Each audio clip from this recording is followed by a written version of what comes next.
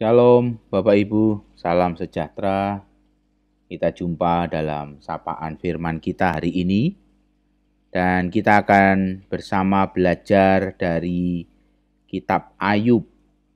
Kita akan membaca kitab Ayub untuk merenungkan sebuah tema. Berilah diri Anda, bukan hanya pendapat Anda. Bapak Ibu Saudara sekalian, kita membuka Ayub 16 ayat 2. Demikian dikatakan firman Tuhan. Hal seperti itu telah acap kali ku dengar, penghibur sialan kamu semua. Saya pernah menyampaikan perenungan firman Tuhan dalam sapaan firman dengan ayat ini. Tetapi hari ini saya mau mengajak Bapak Ibu melihat kembali ayat ini dari perspektif yang lain. Kita diajak untuk melihat teman-teman Ayub di dalam peristiwa kejatuhan Ayub, kesusahan hidup Ayub.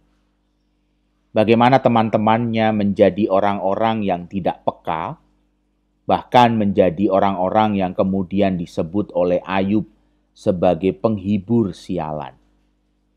Ada Elifas di sana, ada Bildad, ada Sofar, orang-orang yang menuduh Ayub bertindak bodoh, berbicara salah, dan melakukan kejahatan. Tetapi mereka tidak pernah mengenai sasaran dengan pesan mereka itu. Karena mereka melupakan dua hal yang penting. Yang pertama, mereka tidak mempunyai bukti dari apa yang mereka katakan. Bahwa Ayub berbuat bodoh, berbicara salah, dan melakukan kejahatan.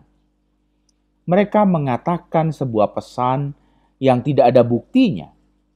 Yang kedua, mereka melakukan kesalahan karena mereka melupakan sebuah hubungan yang begitu dekat hanya untuk berpendapat. Bapak Ibu Saudara sekalian dikasihi Tuhan.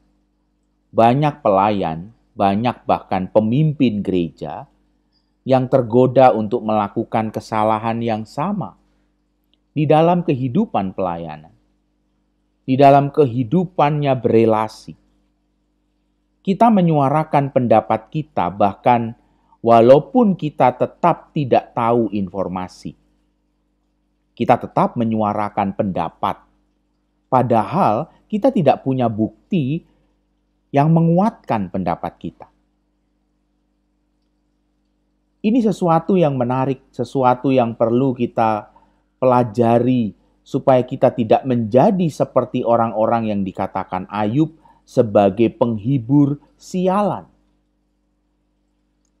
Ayub menyebut sahabatnya sebagai penghibur sialan. Kita diajak untuk melihat bahwa kita mesti menyuarakan pendapat kita dengan sebuah bukti, dengan sebuah informasi yang lengkap, dan juga mempunyai hubungan hati dengan orang yang kita ajak bicara, orang yang mendengar pesan kita. Setiap komunikator yang baik berusaha lebih dahulu untuk mengerti sebelum berusaha dimengerti. Seorang pelayan, seorang pemimpin haruslah menjadi seorang komunikator yang baik.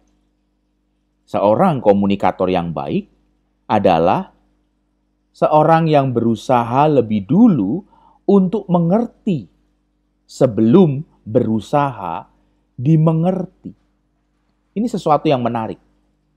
Inilah yang tidak terjadi pada rekan-rekan Ayub, yaitu Elifas, Bildad, dan Sofar.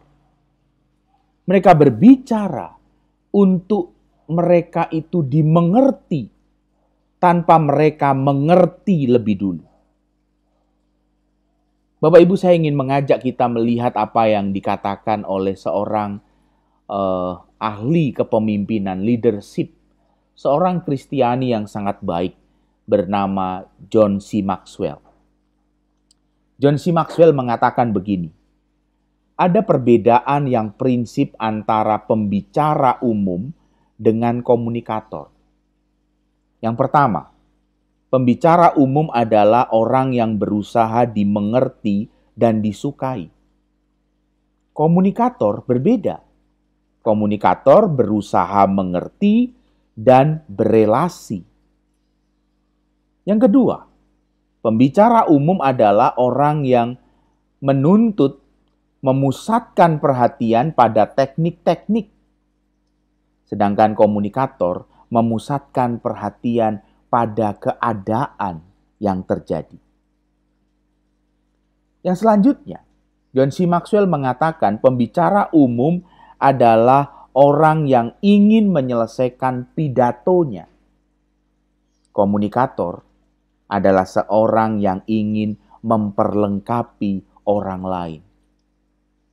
Dan yang keempat, pembicara umum adalah orang yang berpusat pada kepuasan. Sedangkan seorang komunikator adalah seorang yang berpusat pada perubahan.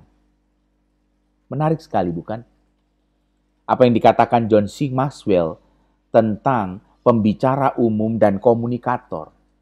Dua hal yang berbeda, sepertinya sama, tetapi dua hal yang berbeda.